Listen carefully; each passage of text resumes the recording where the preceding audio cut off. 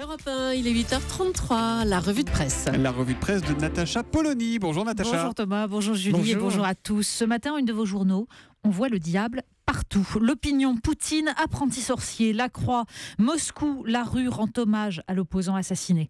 Mais en France aussi, le diable est là. Libération, élection départementale dès 21 avril partout. Le Parisien, le FN encore favori.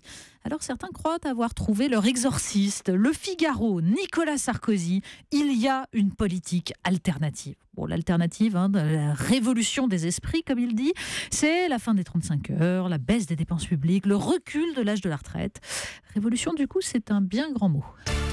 C'est la Russie qui fait les gros titres ce matin. Oui, derrière l'effroi, derrière la description de ces foules dignes et déterminées, derrière les mots des opposants qu'on trouve dans Libération, dans La Croix ou dans Le Figaro. Le plus intéressant dans la presse ce matin, ce sont les éditoriaux, parce qu'ils relèvent davantage du positionnement de politique intérieure que de l'analyse du régime russe. Dans l'Opinion, Luc de Barochès dénonce cette image de la politique russe qui devrait faire réfléchir tous ceux qui, chez nous, font preuve à l'égard de la Russie et de ses intérêts de sécurité, d'une compréhension qui s'apparente parfois à une indulgence coupable. Dans Libération, Marc Semo prolonge. Face à Poutine, les Occidentaux, et notamment les Européens, à commencer par Paris, ont longtemps péché par ingénuité sans vouloir admettre que l'ancien guébiste ne comprenait que le rapport de force. Mais visiblement, les condamnations unanimes ne suffisent pas, puisque Bruno Dive, dans Sud-Ouest, se sent encore trop seul. Alors il fait dans le lyrisme. Il faut au moins, écrit-il, espérer que ce meurtre dessille enfin les yeux de ces dirigeants politiques français et européens, de droite comme de gauche, tous fascinés par le maître du Kremlin et sa brutalité qu'ils prennent pour de la force, son agressivité qu'ils habillent de nostalgie, sa roublardise qui prospère sur leur naïveté. Bon, en fait, on ne trouve absolument pas trace de fascination ce matin. Mais on cherche un peu de géopolitique.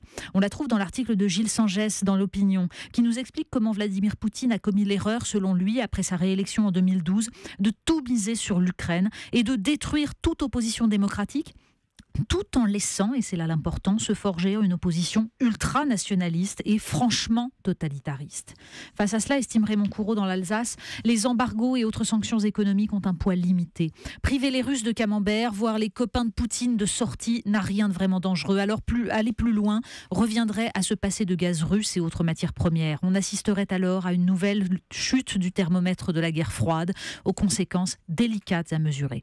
Mais c'est vrai que le lyrisme est plus flatteur. À l'image de Libération qui sépare ça en deux parties, Moscou en haut et le Front National en bas. On parle beaucoup du FN ce matin. Mais oui, et les mots sont d'autant plus virulents contre Vladimir Poutine que ça permet justement de fustiger les inconscients qui en France persistent à l'admirer même de façon aberrante. Suivez mon regard. Oui, le Front National est une fois de plus omniprésent dans la presse. D'autant que les départementales sont dans 3 semaines et que les sondages s'affolent. Dans Libération, 36% des Français estiment que le FN incarne bien les valeurs de la République. Comme le remarque Cécile Cornudet dans Les Échos, la République est d'ailleurs l'invité surprise de la campagne. Miracle ou opportunisme. En tout cas, ça n'a pas l'air de fonctionner. Dans Le Figaro, Guillaume Tabar souligne combien le logiciel anti-FN est inefficace. De François Hollande expliquant que le FN serait le parti de la contestation des fondements même de la République, à Manuel Valls estimant qu'il n'aime ni la France ni la démocratie, en passant par la focalisation sur les dérapages d'une poignée de candidats. L'éditorialiste voit dans tout cela un décalage total par rapport aux motivations des électeurs. Et pendant ce temps, l'Opinion nous raconte comment le parti de Marine Le Pen organise déjà des conventions d'experts pour nourrir son programme présidentiel de 2017. Crier au loup ne remplace pas une action politique, un genre de révolution, une vraie. On parle de l'école ou plutôt des problèmes à l'école. Oui, ça c'est la une de la Provence. Les Français désavouent l'enseignement, avec sondage à l'appui. C'est d'ailleurs un des sujets abandonnés depuis trop longtemps au Front National. Alors il faut lire la double page de Libération sur l'incubateur de start-up fondé par Xavier Niel. Le médiatique patron de Free a enrobé le lancement de son école pour jeunes programmeurs de tout un discours sur le renouvellement de la pédagogie face à une école forcément ringarde. Du coup, on lit avec attention. Alors on trouve des références jeunes à tous les étages, Star Wars, Games of Thrones. Un membre du staff qui explique qu'il demande aux élèves le premier jour la date de Marignan. Bon, 1515 facile. Puis, qui s'opposait à qui? Et là, il y en a toujours un qui sait en général. Et donc, le membre du staff ajoute, vous voyez, vous n'avez pas besoin de prof. Chacun a un savoir à apporter aux autres. C'est beau. Bon, le résultat, selon un étudiant, c'est l'absence totale de méritocratie, plus le moindre repère. La plupart des élèves, dit-il, pensent être des génies mais ne produisent rien. Mais on n'est pas viré parce que l'école fait du social. C'est bien la pédagogie innovante. Bon, on y vient au poids des mots. Il paraît que ça peut être sensuel, que lire c'est sexy. Mais oui, ça c'est l'affirmation de Marie-Claire. Et en fait, c'est vrai. Des amoureux des livres décrivent ce moment magique où l'on repère que la personne en face dans le métro lit un livre que l'on aime, où l'on guette ses réactions. Les encouragements aussi quand on lit Ulysse de Joyce, comme si on grimpait le Tourmalet à vélo. Pendant que le Parisien évoque ses ados qui programment des conversations SMS au milieu de la nuit et creusent leur déficit de sommeil, Marie-Claire nous rappelle qu'un livre est un partage silencieux, un objet qui ne connaît pas d'obsolescence programmée. On termine avec une question que je vous laisse. Mais oui, parce que pendant qu'on lit dans le métro ou à la terrasse d'un café, se pose une question vertigineuse. Où faire pipi ?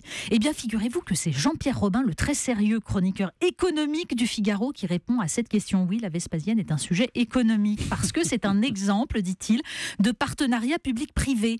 Quelques pissotières installées par la puissance publique, et puis des bistrots, des magasins. Enfin, ça, c'est dans l'idéal, parce qu'en fait, il y a de moins en moins de pissotières, et les acteurs privés ne jouent plus leur rôle. Les bistrots ferment les uns après les autres et les grandes enseignes se gardent bien d'ouvrir leurs toilettes au public. Alors pour les amoureux des livres, il y a des guides insolites, très drôles, sur les toilettes gratuites à Paris.